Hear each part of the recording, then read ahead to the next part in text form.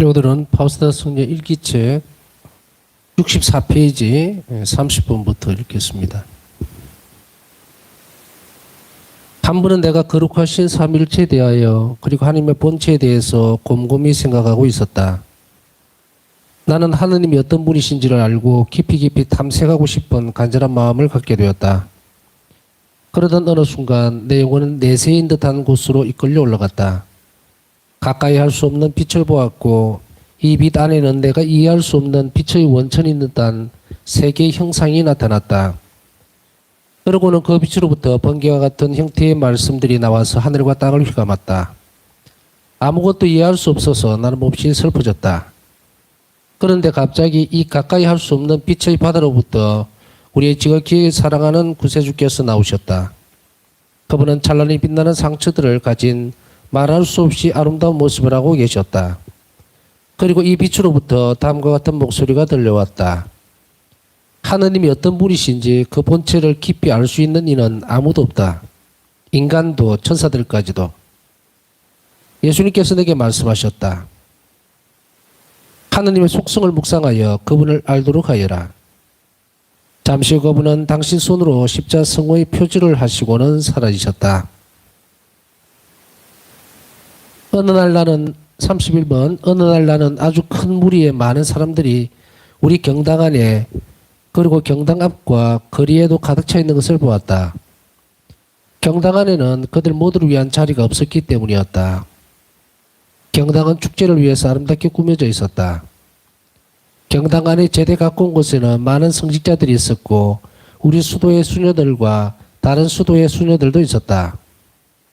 그들은 모두 제대 위에 자리를 잡을 분을 기다리고 있었다. 그런데 갑자기 바로 제대 위에 자리를 잡으라고 말하는 목소리를 들었다.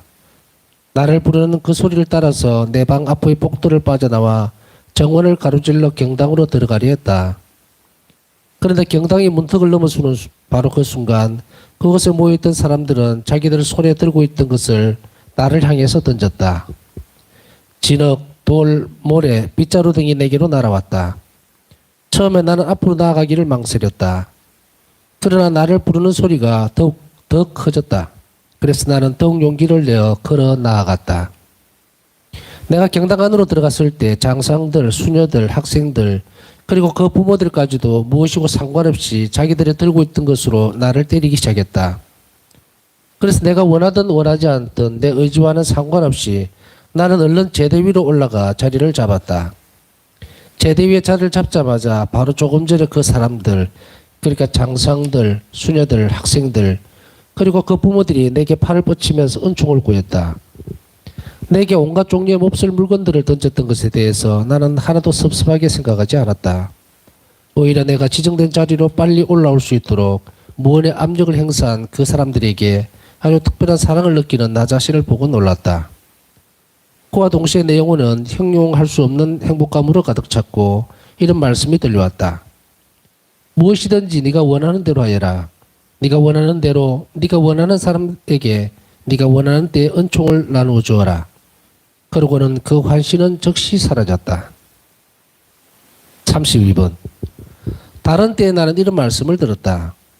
장상에게 가서 네가 앞으로 9일간 매일 1시간씩 조배할 수 있게 해달라고 허락을 청하여라. 그리고 그 조배 시간 동안에 나의 어머니와 기도 중에 일치하도록 노력하여라. 마리아와 일치하여 너희 온 마음을 다하여 기도하여라.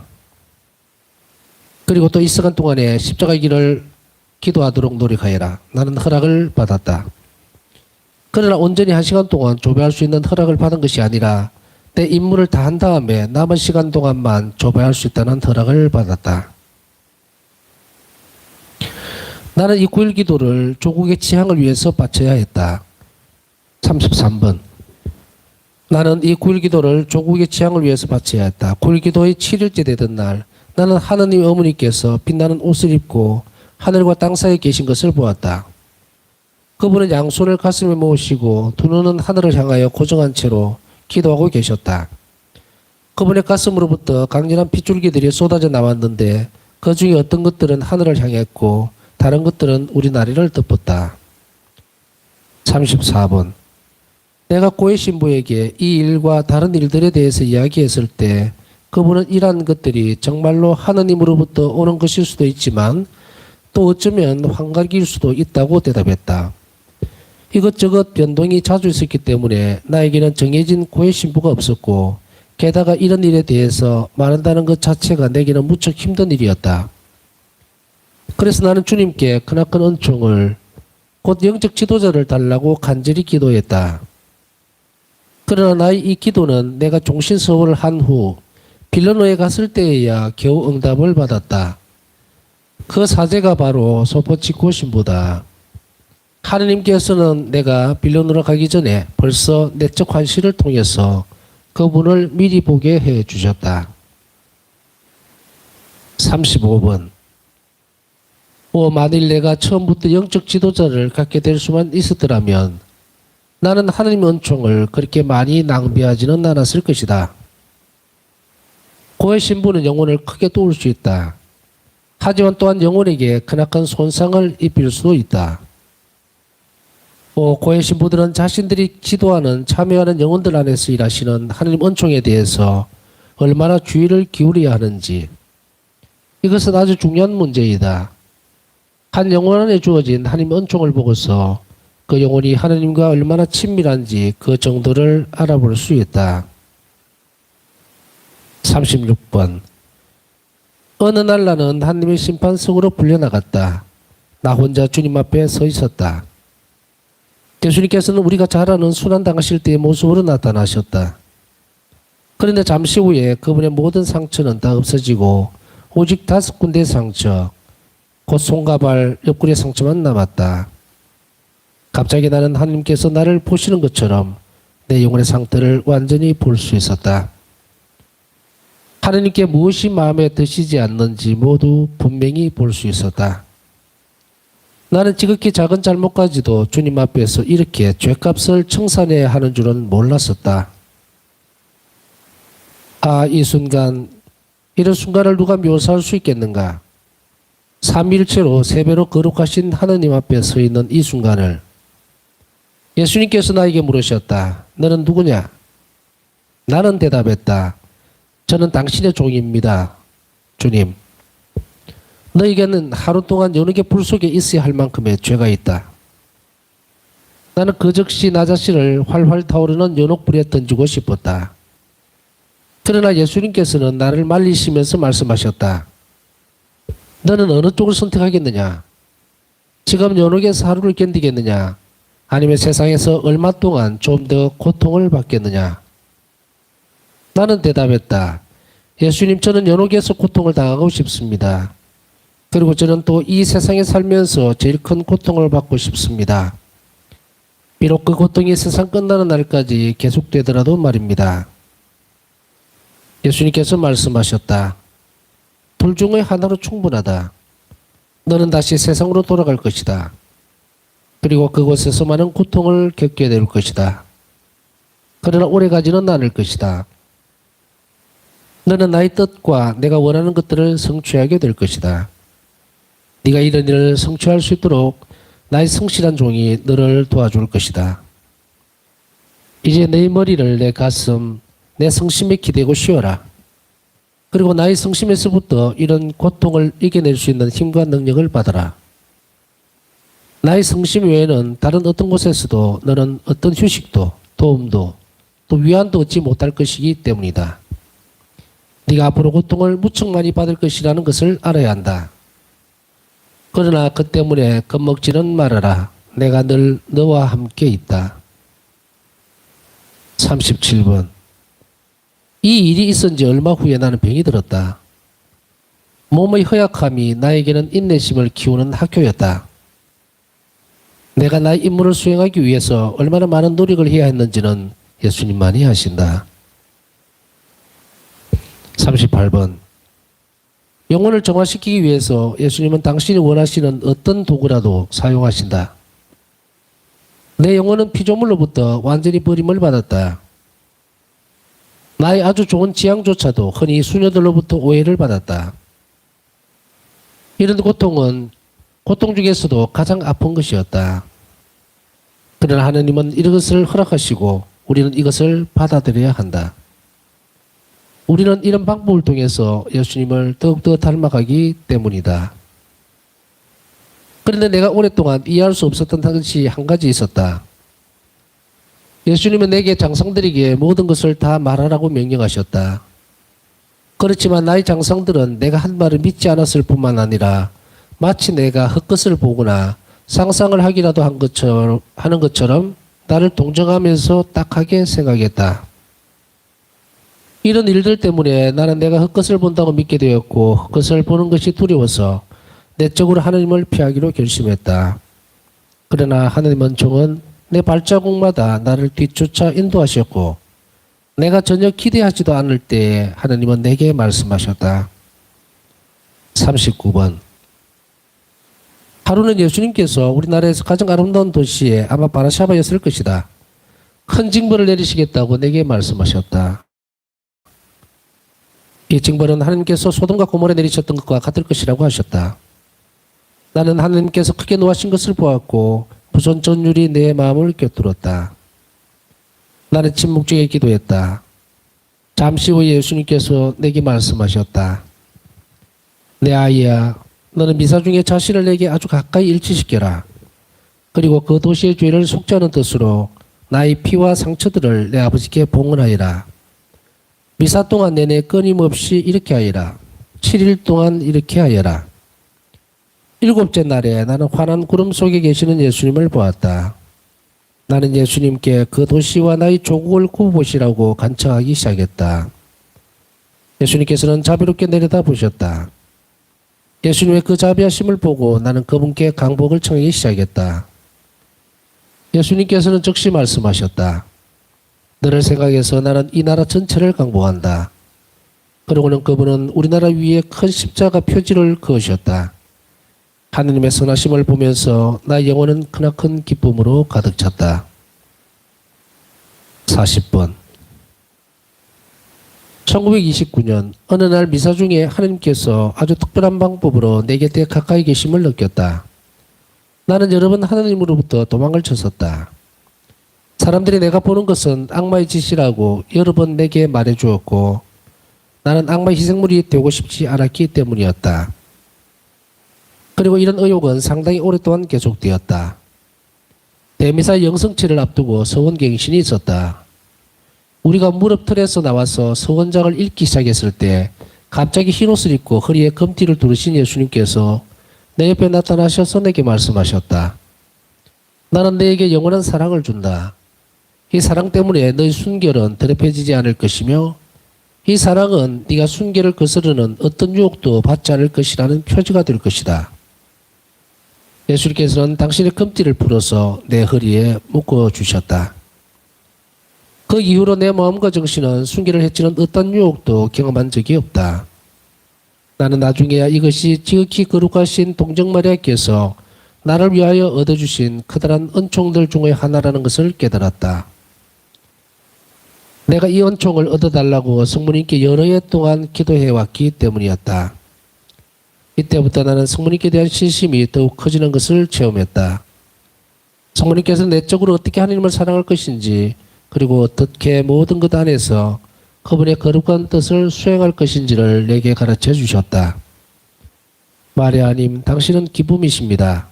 당신을 통해서 주님께서 이 세상에 오셨고 또 저희 마음속으로 오셨기 때문입니다. 41번. 어느 날 나는 어떤 하나님의 종이 금방 돼지를 분발 위태로운 상태에 있는 것을 보았다.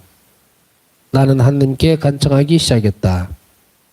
만일 하나님께서 이 사제가 돼지를 분만한 위험으로부터 구해내어 풀어주실 마음만 있으시다면 지옥의 모든 고문과 온갖 고통을 나에게 던져주시라고 간청했다. 예수님께서는 나의 기도를 들어주셨고 금방 나는 내 머리에 가시관이 얹혀 있음을 느꼈다. 그 가시들은 내 머리를 뚫고 들어와서 내 속까지 파고들었다. 이 고통이 3시간 동안 지속되었다. 하나님의 종은 그 죄로부터 해방되었고 그 영혼은 하나님의 특별한 은총으로 힘을 얻었다. 42번. 1928년 크리스마스 날 나는 어느 순간 하나님의 전능과 현존이 나를 둘러싸고 계심을 느꼈다. 그러나 나는 또다시 하나님과 이런 내적 만남을 피했다. 나는 원장 수녀에게 유제피넥으로 가서 그곳에 있는 수녀들을 방문하겠다고 허락을 청했다. 원장은 우리에게 허락을 주었고 우리는 점심 후에 떠나기 위해서 준비를 시작했다. 내가 외투를 가지러 내 방으로 달려간 동안 다른 수녀들은 벌써 수녀 문 앞에서 나를 기다리고 있었다. 그들을 향하여 되돌아가려고 작은 경당 곁을 지나갈 때 나는 문 앞에 서 계시는 예수님을 보았다. 그분은 내게 말씀하셨다. 가거라. 그러나 너희 마음은 내가 가진다. 그 순간 난 내 가슴에 심장이 없음을 느꼈다. 수녀들은 시간이 늦었다고 하면서 내가 뒤에서 늑장불이 나고 야단을 했기 때문에 나는 서둘러 그들과 함께 출발했다. 그러나 나는 불안한 느낌에 시달렸고 아주 이상한 그리움이 내 영혼을 사로잡았다. 하느님 외에는 아무도 내 영혼 안에서 무슨 일이 일어나고 있는지를 몰랐다. 우리가 유제핀에게 도착한 지 겨우 몇 분밖에 되지 않아서 나는 다른 수녀들에게 집으로 돌아갑시다 하며 졸랐다. 수녀들은 조금 쉬었다 가자고 했지만 내 영혼은 평안을 찾을 수가 없었다. 나는 우리가 먼 길을 가야 하고 또 어둡기 전에 어서 돌아가야만 한다고 설명했다. 그래서 우리는 즉시 돌아왔다. 원장 수녀가 우리를 복도에서 만났을 때 그는 내게 물었다. 수녀님들이 아직 떠나지 않은 것입니까? 아니면 벌써 돌아왔나요? 나는 저녁 늦게 돌아오는 것을 원하지 않았기 때문에 우리가 벌써 돌아왔노라고 대답했다. 나는 외투를 벗어놓고 재빨리 소강당으로 갔다. 강당에 들어서자마자 예수님께서 내게 말씀하셨다. 원장 수녀에 가서 네가 빨리 돌아온 것은 어두워지기 전에 집으로 돌아오기 위해서가 아니라 내가 네 심장을 떼어 가졌기 때문이라고 말해라. 이것은 참으로 어려운 일이었다. 그렇지만 나는 원장 수녀에게 가서 내가 그렇게 빨리 돌아온 진짜 이유를 솔직히 말했다.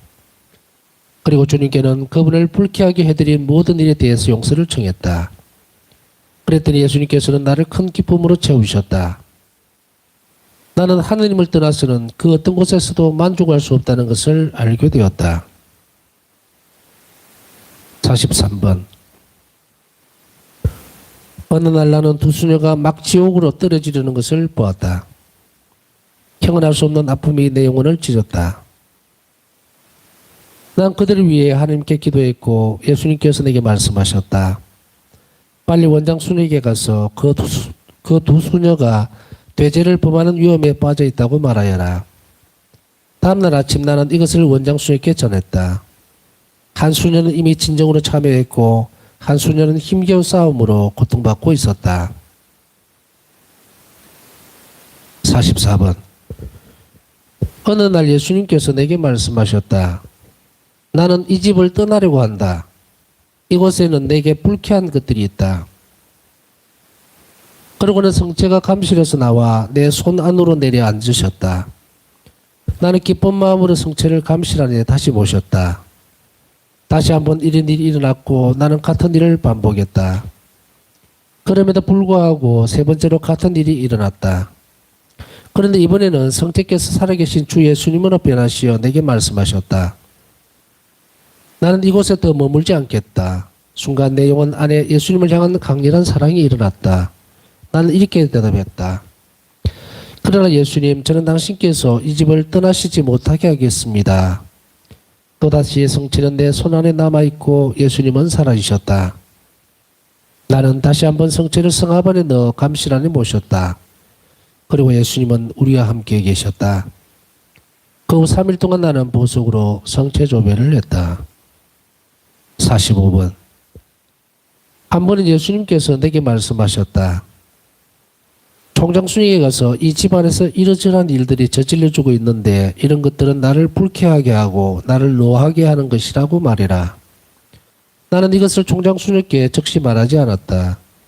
그러나 예수님께서 내게 아주 불안한 마음을 주셔서 1분도 더 지체할 수 없게 하셨다. 할 수 없이 나는 총장님께 즉시 편지를 썼고 내 영혼은 평화를 되찾았다. 46번.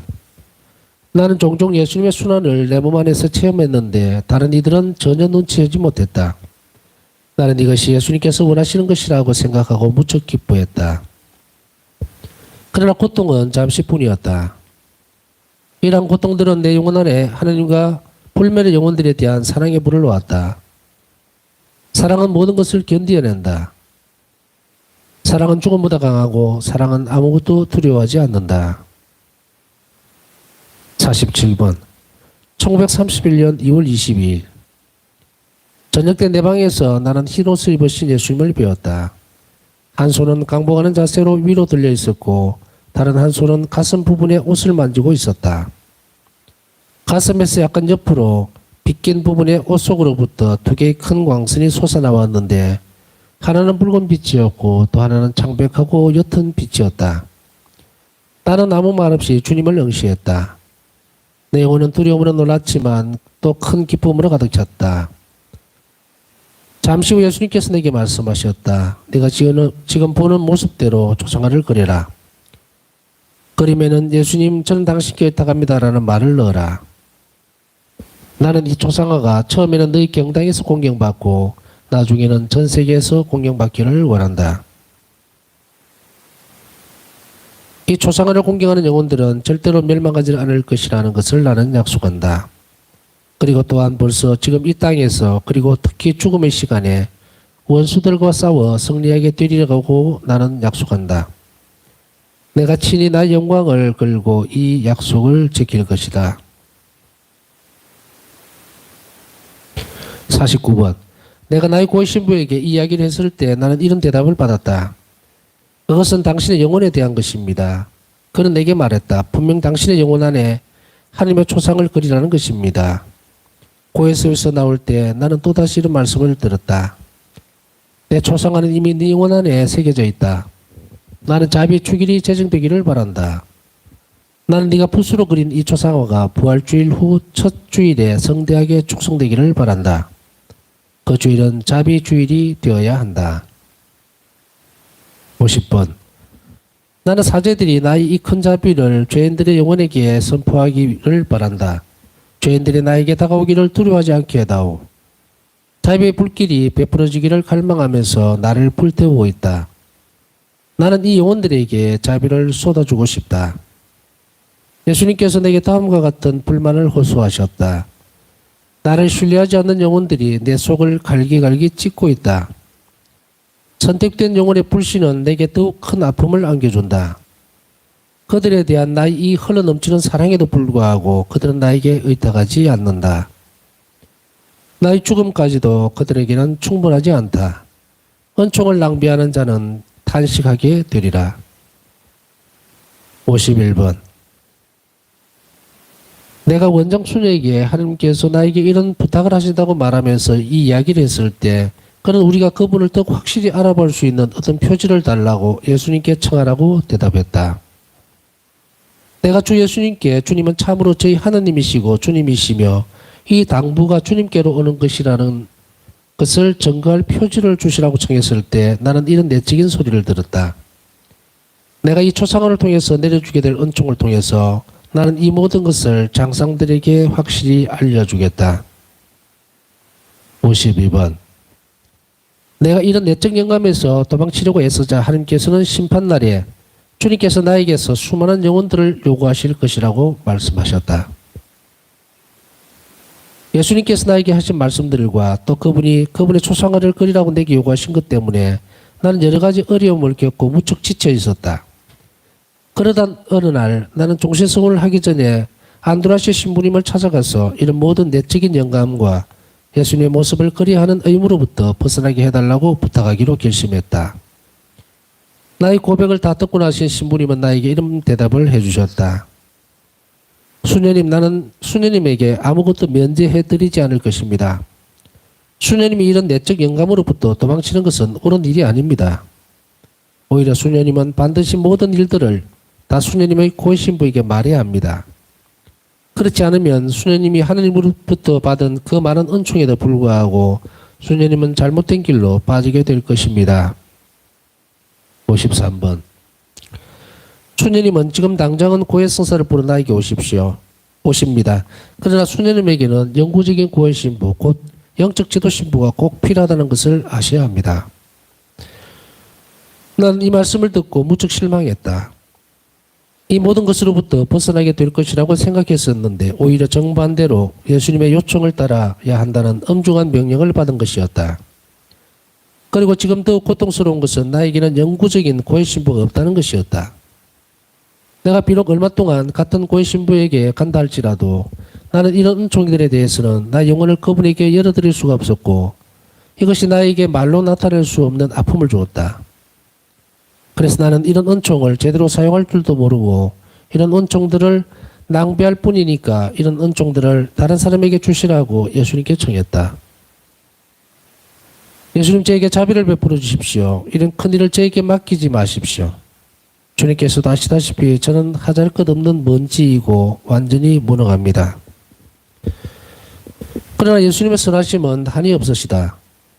예수님께서는 이 지상에서 눈에 보이게 나를 도와주실 것을 약속하셨고 얼마 후에 나는 빌르노에서 그 약속된 도움이신 소포치코라는 신부님을 만났다. 고맙게도 나는 빌르노에 도착하기 전에 벌써 내적 환시를 통해서 이 신부님을 보아 알고 있었다. 어느 날 나는 우리 경당에서 제대와 고해실 사이에 서 계신 소포치코 신부님을 보았고 갑자기 내 영혼 안에서 다음과 같은 소리를 들었었다. 이 사제가 지상에서 너에게 눈에 보이는 도움을 줄 것이다. 네가 이 지상에서 나의 뜻을 수행할 수 있도록 그가 너를 도울 것이다. 54번. 어느 날 이 모든 불확실한 것들 때문에 몹시 지친 나는 예수님께 물어보았다. 예수님, 당신은 저희 하느님이십니까? 아니면 유령이십니까?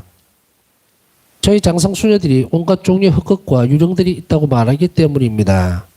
만일 당신이 나의 주님이시라면 주님께서 저를 강복해 주시기를 제가 간절히 청합니다. 그러자 예수님께서 큰 십자가의 승호를 내 위에 그어주셨고 나도 십자승호를 그었다.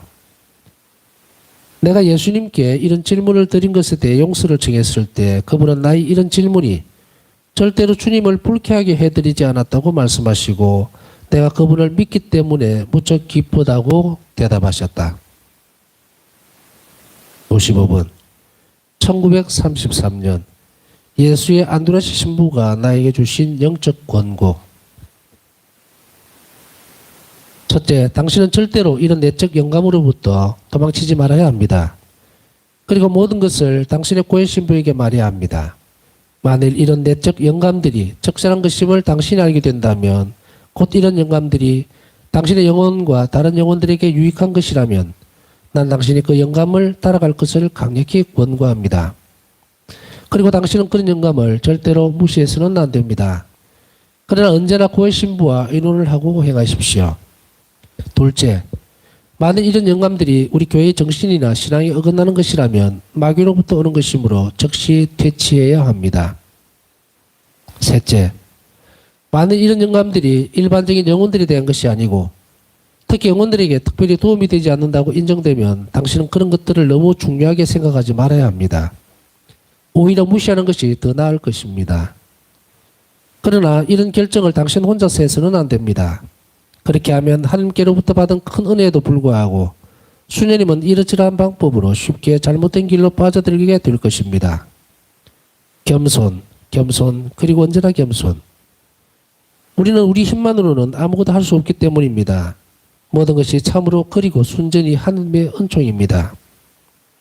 수녀님이 하나님께서는 영혼들에게서 큰 믿음을 요구하신다고 내게 말했습니다.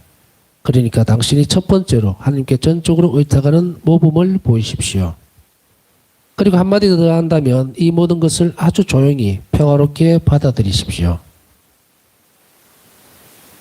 고해 신부들 중에 한 사람이 말했다. 수녀님, 하나님께서는 당신을 위해서 아주 특별한 은총들을 준비하고 계십니다. 그러나 수녀님 자신도 수녀님의 삶이 주님 앞에 한 방울의 눈물처럼 맑아지도록 노력하십시오. 남들이 수녀님에 대해서 어떻게 생각하는지에 대해서는 전혀 신경 쓰지 마십시오. 하느님만으로 당신께 충분하다는 것을 깨달으십시오. 수련기가 끝날 무렵에 한 고해 신부 테오도로 차푸탄 신부가 나에게 말했다. 좋은 일을 하면서 살아가십시오. 그래서 내가 그런 좋은 일을 하면서 살았다고 쓸 수 있게 하십시오. 주님께서 수녀님 안에서 이 일을 이루시기를 원하십니다. 또 한 번은 고해 신부가 나에게 이런 말을 했다. 복음서에 나오는 과부처럼 하나님 앞에서 위안을 받으십시오. 비록 그가 헌금함에 넣은 동전은 아주 적은 액수였지만 이것이 하나님 앞에서는 다른 사람들이 봉헌한 큰 재물보다 훨씬 값진 것이었습니다. 또 다른 데에 나는 이런 교훈을 받았다. 수녀님을 만나러 오는 사람들이 모두 기쁜 마음으로 돌아갈 수 있도록 행동하십시오. 수녀님은 하나님으로부터 많이 받으셨으니 수녀님의 주위에 행복을 심으십시오. 그리고 다른 사람들에게 후하게 나누어 주십시오. 비록 그들이 수녀님께 와서 수녀님의 옷자락만 만졌다 할지라도 그들의 마음이 기쁨으로 가득 차서 떠나가게 하십시오. 지금 내가 당신께 하는 말들을 명심하여 잘 간직하십시오. 그분은 또 나에게 이런 권고도 해주셨다. 하나님께서 당신 삶의 조각비를 깊은 물속으로 내적 생활에 청량할 수 없는 깊은 심연으로 밀어넣으시게 해드리십시오. 수련기 끝에 수련장 수녀 마리아 요세파 부조자와 나눈 대화의 한 부분이다. 수녀님 겸손과 단순함이 당신 영혼의 특성이 되게 하십시오. 작은 아이처럼 언제나 의탁하면서 언제나 겸손과 단순성으로 가득 차서 모든 것에 만족하고 어떤 상황에서나 행복하게 살아가십시오. 그러면 다른 사람들이 무서워하는 곳에서도 겸손함과 단순함 덕분에 수녀님은 평화롭게 지나갈 수 있을 것입니다. 수녀님 평생 동안 이 점을 꼭 기억하십시오. 물이 산꼭대기에서부터 계곡으로 흘러내리듯이 하나님의 은총들은 오직 겸손한 영혼에게로만 흘러들어간다는 것을 명심하십시오. 56번. 제 하느님, 저는 주님께서 저에게 어린아이의 영성을 요구하고 계시다는 것을 잘 압니다. 주님께서는 주님의 대리자들을 통해서 이것을 계속 저에게 명하고 계시기 때문입니다. 나의 수도생활 초기에는 고통과 좌절이 나를 겁먹게 하고 낙담시켰다.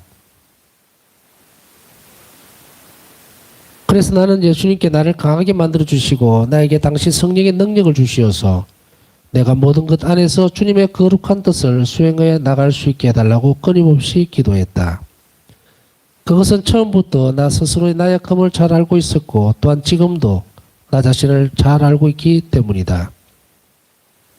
예수님께서는 남루한 심연, 그 자체인 내 영혼이 가린 눈을 뜨도록 해주셨던 것이다.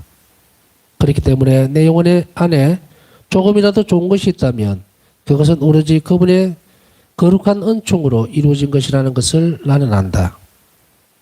스스로의 비천함을 알게 됨으로써 동시에 주님 자비의 한없으심도 깨닫게 된다.